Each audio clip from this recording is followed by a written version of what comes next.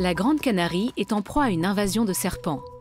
Qu'un spécimen exotique s'échappe de chez un particulier, et c'est tout l'écosystème insulaire qui est menacé. Attends, je dois mettre mon gant. Voilà plus de 10 ans qu'une brigade de chasseurs de serpents bat la campagne pour tenter d'enrayer la prolifération de l'espèce. Ils attrapent des milliers d'individus chaque année. Par chance, il s'agit d'une couleuvre non venimeuse.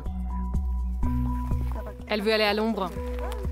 Mais en dépit de leurs efforts, l'animal continue à se répandre sur l'île.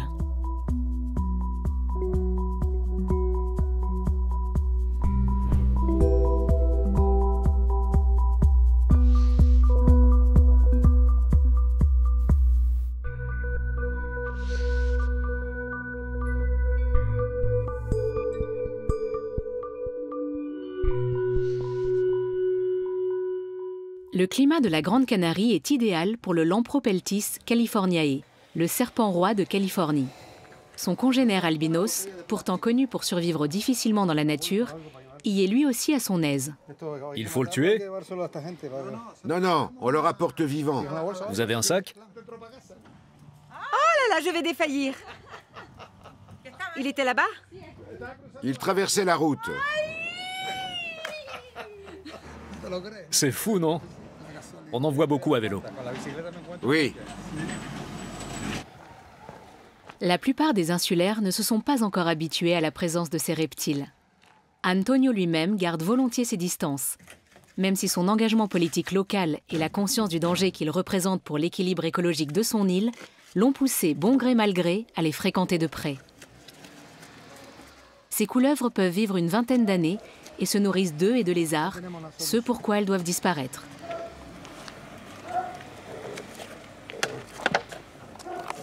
Voilà, ça devrait aller. C'est bon. On va faire quelques trous pour qu'elle puisse respirer. Para que respire.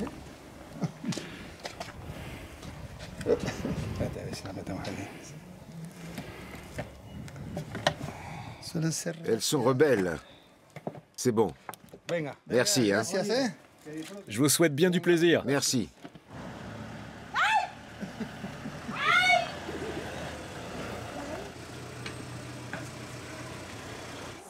Je ne sais pas ce qu'il fait là, ce serpent, et je ne veux pas le savoir.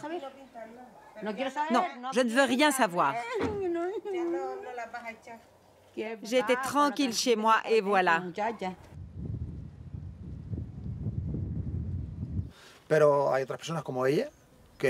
Il y a des gens comme elle qui prennent leurs jambes à leur cou. C'est la réaction la plus commune des Canariens face à ce serpent. Il y a encore 2 ou 3 ans, tous ces murs étaient peuplés de lézards. Il y en avait dans tous les trous. Toujours. De ce côté aussi, et là, on en voyait partout. Tous ces lézards ont été dévorés par les couleuvres.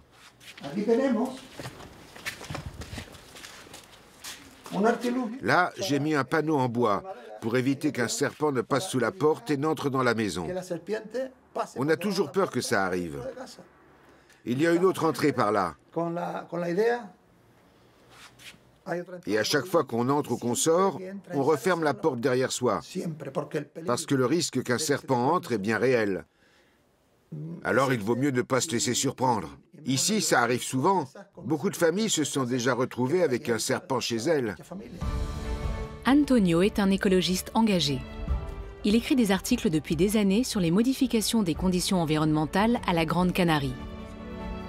Les parasites se multiplient dans les plantations de fraises de Pepe Blas, ce qu'il met sur le compte d'un écosystème perturbé. Ici, au sol, on a des lézards de toutes les tailles qui mangent les mouches. Ah oui. Bien sûr. Et ils pondent des œufs, comme eux là-haut. Du coup, en les gobant, les serpents interrompent le cycle de reproduction de tous ces animaux. Pepe a peur de devoir recourir un jour ou l'autre aux insecticides pour protéger sa récolte. Il trouve de plus en plus de fraises à moitié gâtées comme celle-ci, et il est convaincu que seule l'éradication des reptiles invasifs pourra inverser cette tendance.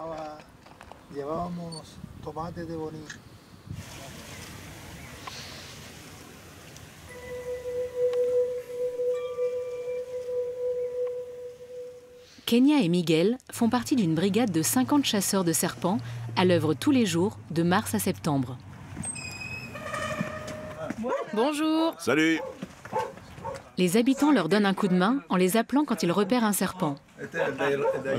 Ces reptiles originaires de Californie et du Mexique sont particulièrement actifs à cette saison. À la demande de certains insulaires possédant de grands jardins, Miguel et Kenya posent des pièges et viennent régulièrement les contrôler. Les couleuvres sont attirées par des appâts vivants ou par des leurres. Si le serpent roi n'est pas venimeux, il lui arrive quand même de mordre lorsqu'il est dérangé, ce pourquoi les chasseurs portent des gants. C'est dans ce secteur que les serpents sont les plus nombreux. Ils n'ont pas d'ennemis naturels sur l'île, si bien que les humains sont les seuls à pouvoir endiguer l'invasion au prix de battues quotidiennes. Kenya et Miguel n'y connaissaient rien aux serpents avant de se voir confier cette responsabilité. Est-ce qu'on avait peur des serpents? Moi, oui. Je ne voulais pas faire ça. Hors de question d'attraper des couleuvres. Et puis finalement, au bout de 3 ans, j'ai fini par envoyer mon CV, ils m'ont contacté, et bon, on s'habitue. Au début, ça me dégoûtait. Et maintenant, ça me fait plus rien. Mais je n'aimais vraiment pas ça avant. Moi, c'était bien pire. J'avais peur des araignées et de la moindre bestiole. Une peur panique. Et 3 ans plus tard, me voilà en train d'attraper des couleuvres. Le sentiment d'accomplir une mission utile à la communauté, doublé d'une bonne rémunération, a permis à Kenya et Miguel de surmonter leur aversion naturelle pour les serpents.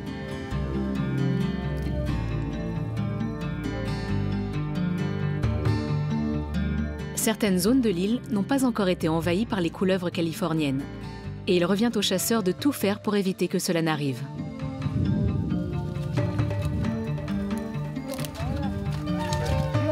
Quelle frousse. Viens voir.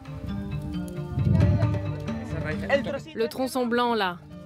On dirait un albinos. Mais en fait, non, c'est une racine d'agave. Sur la Grande Canarie, le problème prend de telles proportions que certaines espèces indigènes sont en voie d'extinction. Alarmée par cette menace, l'Europe a inscrit le serpent roi sur la liste des espèces exotiques envahissantes préoccupantes. À Hering, petite commune de Bavière, Daniel est contrarié. Les serpents rois, c'est son dada.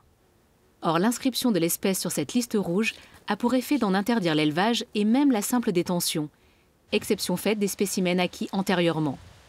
Daniel n'en a gardé qu'un, qu'il nourrit une fois par semaine avec sa fille et ovine. Il est très excité parce qu'il sent la souris à plein nez. On le voit à sa façon de darder sa langue. Elle l'aide à capter toutes les odeurs environnantes. Là, l'excitation diminue un peu. Quand il explore les environs, il darde sa langue fourchue dans toutes les directions. On peut la comparer à la canne blanche d'un aveugle, avec laquelle il tâtonne à gauche, à droite, pour détecter les obstacles.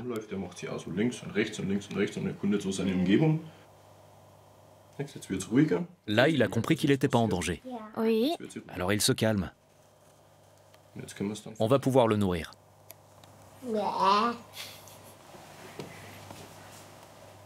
Daniel a aménagé tous ses terrariums lui-même en digne passionné de serpents.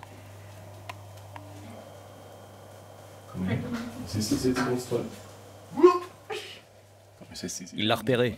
Tiens-la bien. Tsac! T'as vu comme c'est allé vite? Il a une sacrée faim. Maintenant, il va la manger. Oui, il est tout excité. Il cherche la tête.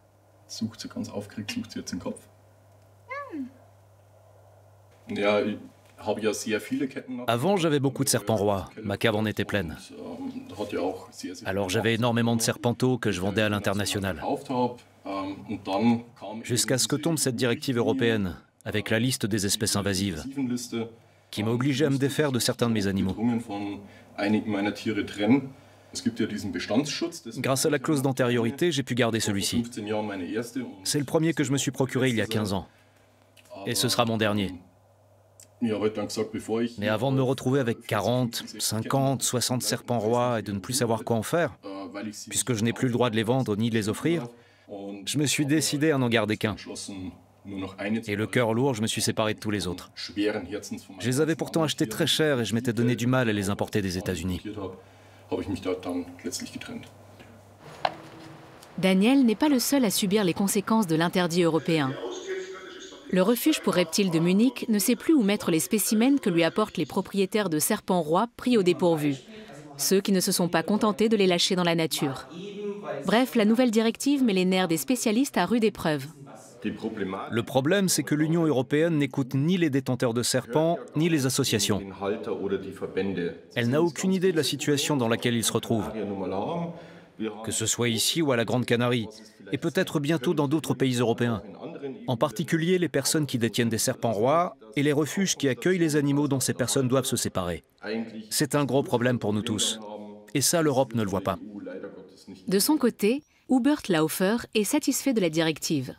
Dans la vallée du Rhin, ce spécialiste des reptiles a été appelé à diverses reprises par des habitants inquiets qui avaient aperçu des serpents rois. D'où pouvaient-ils bien venir? Mystère. Voilà la photo que cette femme m'a envoyée. Elle promenait son chien quand elle a vu un serpent roi. Ah oui. Je me demande, ce pieu-là, j'ai beaucoup de jeunes arbres par ici. Il serpente au pied des pruniers. Ça doit être par là. J'ai aussi des pruniers ici et là-bas. Ah oui, regardez. Il y a un pieu là aussi. Comme sur la photo. Oui, ça semble concorder. La femme a appelé la police en disant que c'était un serpent qui n'avait rien à faire là.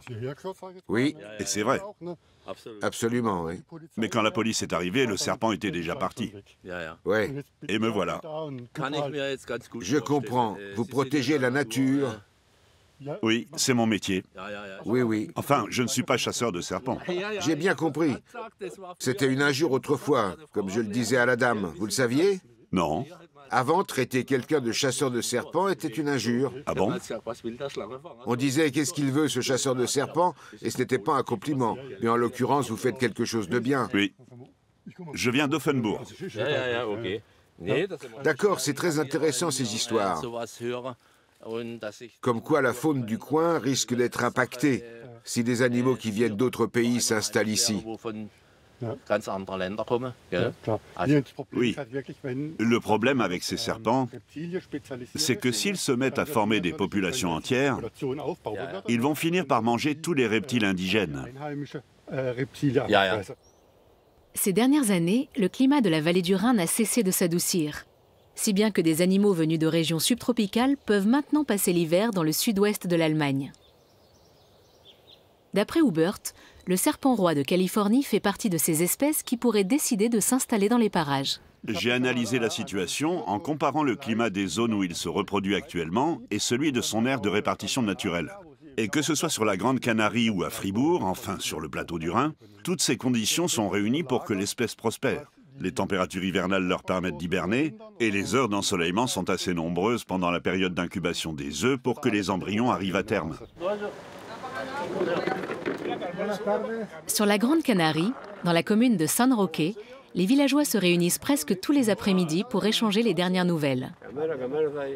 L'occasion pour Antonio de recueillir informations et anecdotes. Dans ce petit village, le monde tourne encore rond, ou presque, car les serpents rois menacent le bon vieil ordre des choses. Aujourd'hui, Antonio a rendez-vous avec son ami Carmelo sur la place du village. Celui-ci doit l'aider à résoudre un problème. Carmelo aime les animaux et contrairement à Antonio, il n'a peur ni des chiens ni des serpents.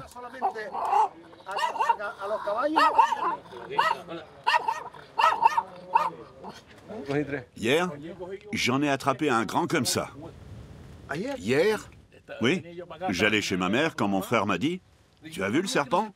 Et hop, il est allé se fourrer dans un trou, comme celui-ci.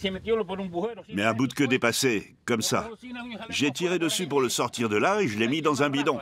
Puis j'ai appelé ces gens-là et ils sont venus le chercher. Ah, des gens de Esplanade sont venus. Oui, j'avais leur téléphone. J'en ai attrapé un autre chez moi. Ils arrivent à faire rentrer leur tête dans des trous minuscules.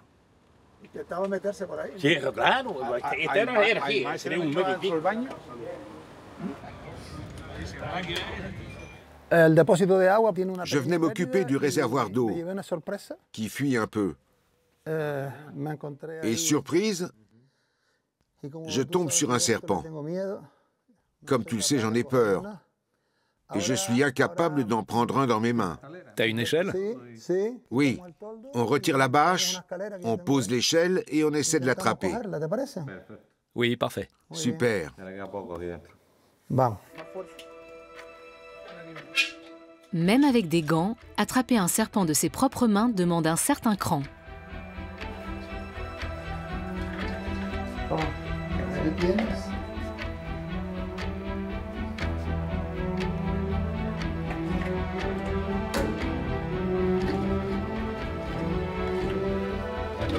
Le plus dur, c'est de la mettre là-dedans. Elle résiste, hein? Carmelo a déjà capturé tellement de couleuvres que pour lui, c'est presque devenu un jeu d'enfant. Les premiers serpents rois ont fait irruption au village au début des années 2000. Carmelo a été l'un des premiers habitants à tirer la sonnette d'alarme.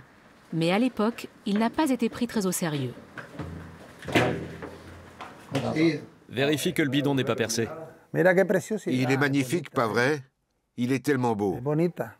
Mais qu'est-ce que tu veux, ça me fait peur.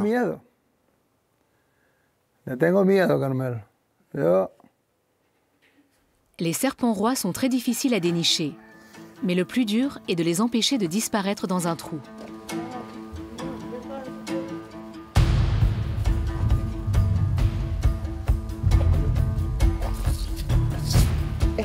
Attends, je dois mettre mon gant.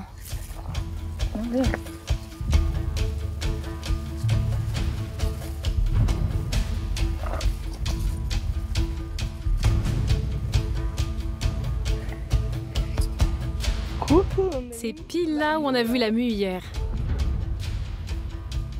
C'était peut-être la sienne. Non, c'était la mue d'un albinos. Ah oui. L'équipe trouve souvent des serpents dans ce coin-là, qu'ils semblent affectionner tout particulièrement. Il faudra penser à remplir le registre. Peu de temps après que le ministère de l'Environnement des Canaries a constitué la brigade de chasseurs de serpents, il est devenu évident qu'on n'arriverait pas à éradiquer complètement l'espèce de l'île. Penche-toi un peu. Il est tapis là-bas. Tiens-toi bien où tu vas tomber. J'irais bien le chercher, mais après... Vas-y. Non, Il va se planquer dans l'eau. c'est ça. Et je remonte comment? Bon, celui-ci n'est pas prêt de s'enfuir. Je vais chercher un truc.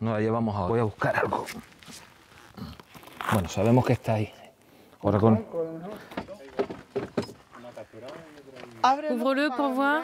C'était quoi le souci? Pour moi, c'est bon.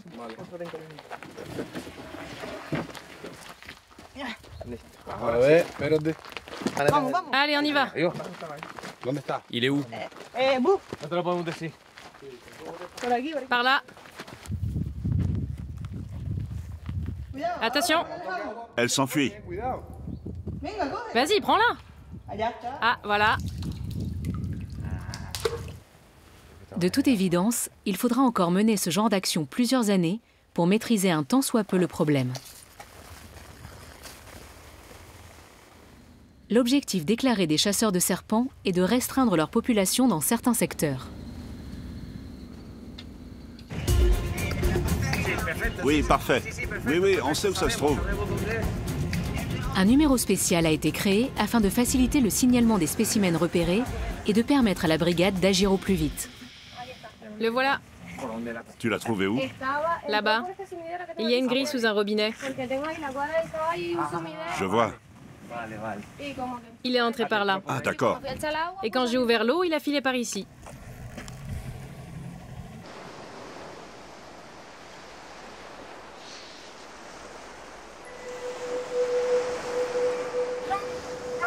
Les chasseurs de serpents vont bientôt être secondés par des chiens. Alejandro entraîne sa petite troupe de quadrupèdes depuis quelques mois pour prêter main forte à ses collègues. Ils doivent les aider à débusquer les serpents. Le programme d'entraînement commence tôt le matin sur la plage. Pour flairer une couleuvre, les chiens doivent avoir un excellent odorat, mais aussi l'envie de se prêter à l'exercice. Alejandro les dresse donc de façon ludique dans l'espoir d'en faire l'une des premières unités mondiales de chiens renifleurs de serpents. Marca, viens.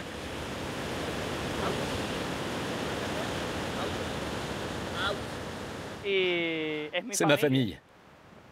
J'aime avoir beaucoup de chiens. Je suis aux petits soins avec eux et je crois qu'ils sont heureux. J'en ai pris un, puis deux, puis trois et ainsi de suite. Mais là, j'ai arrêté. Ils sont assez nombreux comme ça. J'en ai des vieux, des jeunes. La troupe est assez bien équilibrée.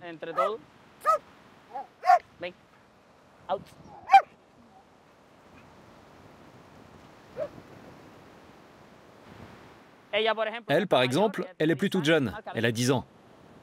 Marca, viens. Je ne l'entraîne plus comme avant. La détection est un sport que les chiens peuvent pratiquer jusqu'à un âge avancé. Mais leur niveau de performance baisse. Mamba et Russell sont les deux avec qui je travaille en ce moment. Ils passent beaucoup de temps à détecter les serpents. Tiens, en voilà un. Ils ont éventré la balle.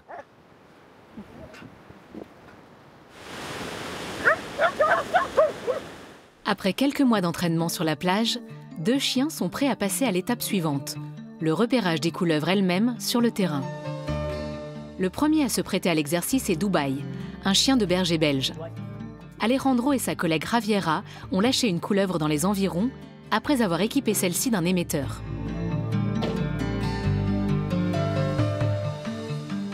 S'agissant d'une espèce relativement territoriale, ils pensent qu'elle ne doit pas être allée très loin. Dubaï va-t-il faire ses preuves dès aujourd'hui ?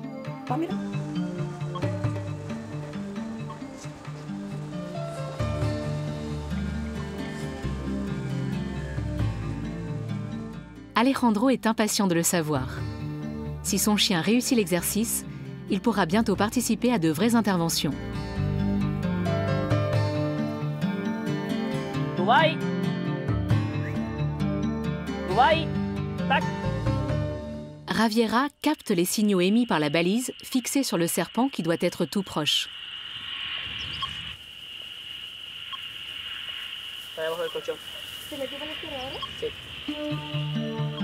Yes. Ok. Le flair de Dubaï ne l'a pas trahi.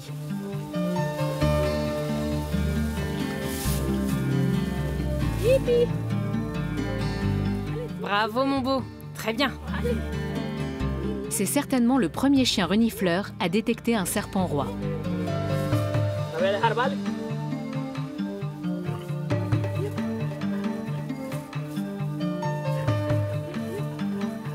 Je le relâche, d'accord? On a choisi cette zone pour entraîner les chiens parce qu'on sait qu'on peut capter les signaux de l'émetteur. Donc on contrôle à peu près la situation. On vient presque tous les jours chercher ce serpent. On sait qu'on pourra toujours l'attraper s'il devait se passer quelque chose. S'il sortait de son territoire ou autre chose.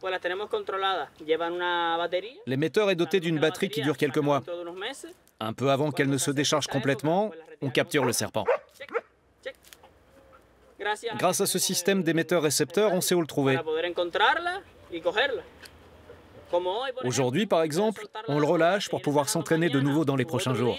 Mais on l'emporterait si la batterie était en fin de course. À San Roque, Antonio et Carmelo ont un rendez-vous important. Ces derniers jours, beaucoup de couleuvres ont été trouvées dans le secteur et ils veulent les remettre à la brigade de Esplan, l'entreprise publique rattachée au ministère de l'Environnement des Canaries. Tout est bien fermé, elles ne peuvent pas s'échapper. Non, non, elles sont toutes là. Regarde, elle a mué celle-là. Ah oui? On voit son ancienne peau. Oui, tout entière.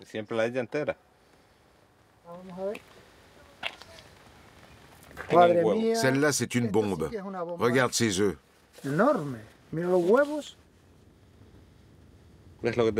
Tu vois, je t'avais dit qu'ils verdissaient. Fraîchement pondus, ils sont blancs et peu à peu, ils verdissent. Mais je pense pas qu'ils vont éclore. Ils ont besoin de la chaleur de la terre. C'est une beauté. Elle se met comme ça pour couver ses œufs. Oui. Pour les maintenir à la bonne température.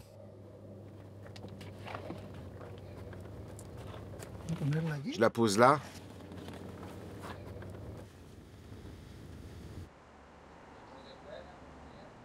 Bonjour, je suis bien chez Esplan. J'ai quelques spécimens et je voudrais savoir si vous pouviez venir les chercher. C'est près du Grill Brito. Un peu avant, il y a une montée. Vous la prenez et vous me verrez. Je vous attends pour vous donner les serpents. C'est bon pour vous? Antonio Sosa.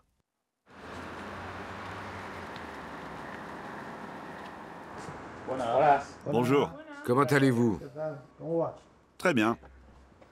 Pour une fois que je vous vois de près, je vous aperçois parfois de loin, par ici. L'autre jour, je passais en voiture quand j'en ai vu un qui se promenait par ici. Il a bifurqué par là. Comme j'ai peur des serpents, j'ai pris cette pince là-bas. Et un bidon. J'ai attrapé la bestiole par la tête et je me suis efforcé de la mettre dedans. Je ne peux pas attraper les serpents avec les mains, j'ai trop peur pour ça. Je vais vous montrer notre dernière prise. C'est elle, une albinos.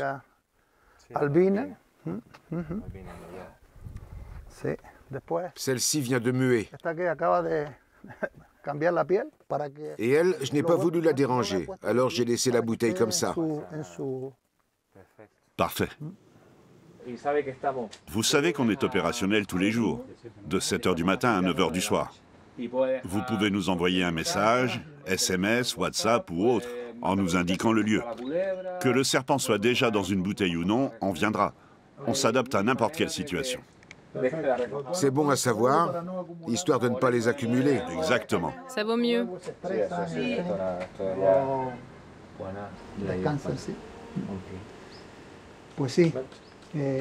Bon, on va se remettre en chemin. Oui, merci et bonne journée. Merci. À la prochaine. Antonio écrit des articles sur le fléau des serpents rois pour divers médias. Le sujet n'est que trop longtemps resté dans l'ombre, ce qui a retardé la prise en main de ce fléau et fait de son éradication sur la Grande Canarie une mission impossible. Dans le reste de l'Europe, il conviendrait d'assortir l'interdit d'un plan d'action définissant ce qu'il doit advenir des serpents déposés dans des refuges désormais saturés. Il s'agit d'un problème de protection de la nature, d'une réelle nécessité de rétablir l'ordre naturel des choses. C'est bien ça? Oui, tout à fait. N'est-il pas temps que chacun assume ses responsabilités?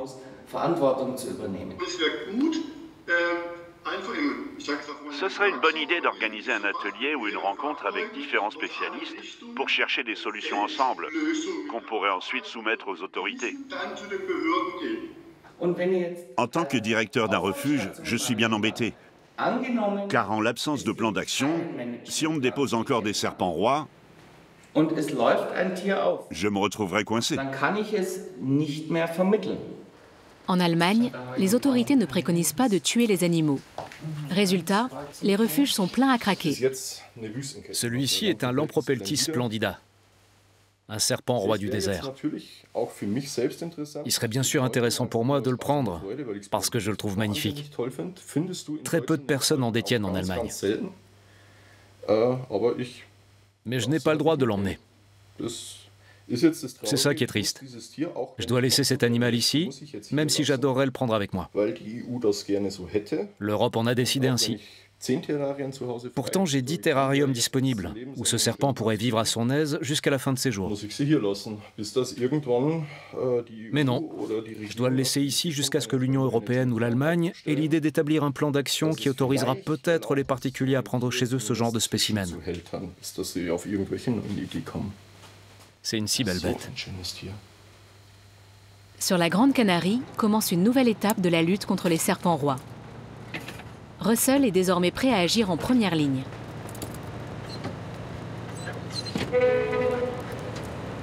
Sur le plus grand marché de l'île, il va aujourd'hui renifler les camions et leurs chargements pour détecter les éventuels serpents qui s'y seraient introduits.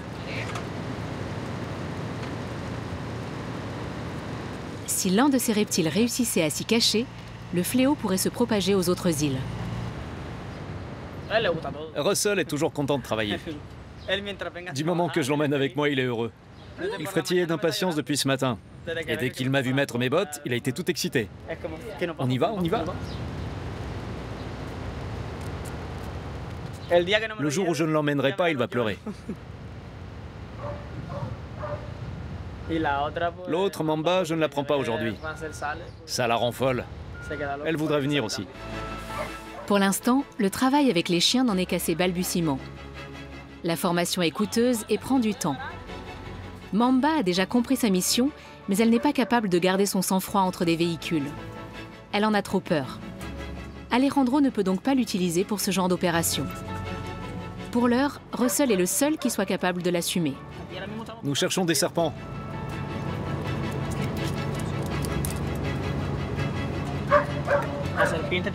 Ces couleuvres sont capables de monter dans un camion comme celui-ci, qui transporte des marchandises d'un bout à l'autre de l'île.